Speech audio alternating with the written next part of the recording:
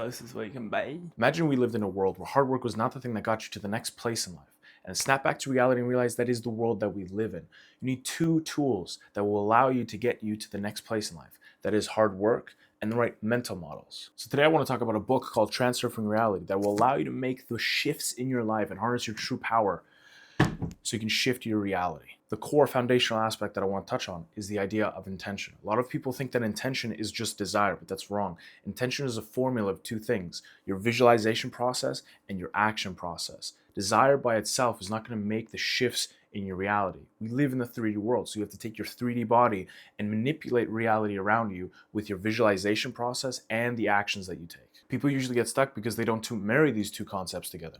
They either take a lot of action, they do a lot of hard work, but nothing shifts in their reality because they're not applying the right mental models.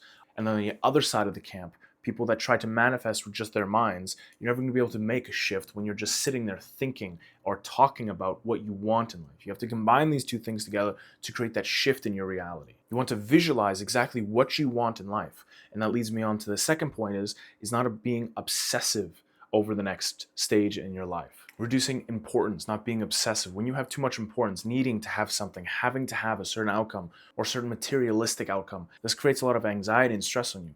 Imagine waking up and every waking moment of your life is, I have to have the Lamborghini, I have to have this type of lifestyle.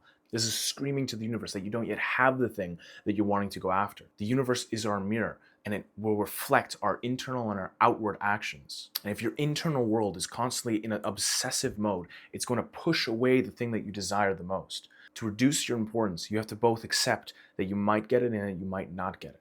So you have to accept all realities. That means when you're going after your goal, you're visualizing and taking action. You're not being obsessive, and you're accepting that this path might be a failing path, and that along the way, if it does fail, you'll be able to re-coordinate yourself towards the winning way. Notice the difference in energies between being obsessive and being okay with all realities. You come from a much more grounded place. Your creative and intuitive thinking mind is able to activate itself, and you're able to move forward and actually figure out and problem solve the problems that will show up in your life. This makes it much more likely that you're not going to fail. When you're in this anxious energy of needing something, it's almost like the Gollum from Lord of the Rings, my precious, I have to have something. It's very much sucking the energy out of you. And that moves us on to the next point of pendulums. And you can think of a pendulum as like a black hole that just wants to suck as much energy out of you and of other people as possible. That's the sole goal of a pendulum, is to get more people investing their energy and attention into it. You can think of a pendulum, an example of pendulums are like the news, sports, video games, toxic relationships, these things that alter our reality because we're giving it our time and attention. A pendulum sucks away our personal free power energy that would allow us otherwise to shift our reality. We have to learn to stop giving our attention and time to these pendulums, neither positive nor negative. If you're negative towards the pendulum, negative towards the news, you're still giving it a form of your energy. It still has its hooks into you. It's still being able to control you. You have to totally ignore it. Look at in a relationship. The worst case scenario is not when someone's being rude to you, but when someone is totally ignoring you.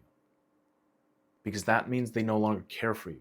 When you no longer care for the pendulum, you no longer care for the news, you no longer care for the sports, these things, they don't have their hooks in you.